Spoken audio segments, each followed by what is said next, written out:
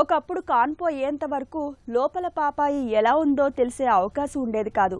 కానీ వైద్య విజ్ఞానం బాగా అభివృద్ధి చెంది స్కాన్ వంటి పరీక్షలు అందుబాటులోకి వచ్చాక తరచూ స్కాన్ చేయడం ద్వారా గర్భంలో బిడ్డ ఎదుగుదలను ఎప్పటికప్పుడు స్పష్టంగా తెలుసుకోగలుగుతున్నాం.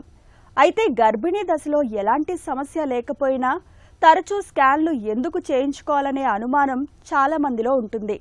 స్కాన్ పరీక్షతో లోపల పాపాయికి ఏమైనా ప్రమాదం వాటిల్లుతుందేమోనని భయపడుతుంటారు.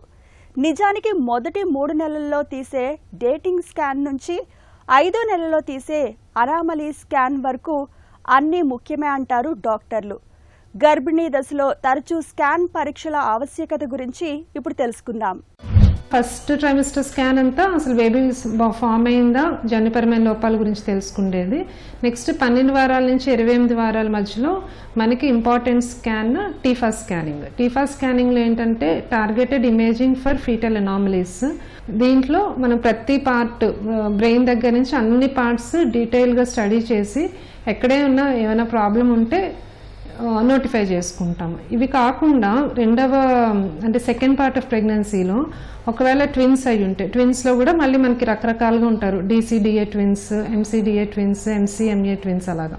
ఆ ట్విన్స్లో కూడా కొన్నిసార్లు 16 వారాలకి కొంచెం ఫ్రీక్వెంట్గా ఎవ్రీ మంత్ వాడి గ్రోత్ బాగుందా, ట్విన్స్ ఇద్దరు బేబీస్ ఈక్వల్గా గ్రో అవుతున్నారా, ఎవరైనా ఒక బేబీకి తక్కువ గ్రోత్ ఉందా, ఇవన్నీ కూడా మనము స్కాన్స్లో కనిపెట్టగలుగుతాము.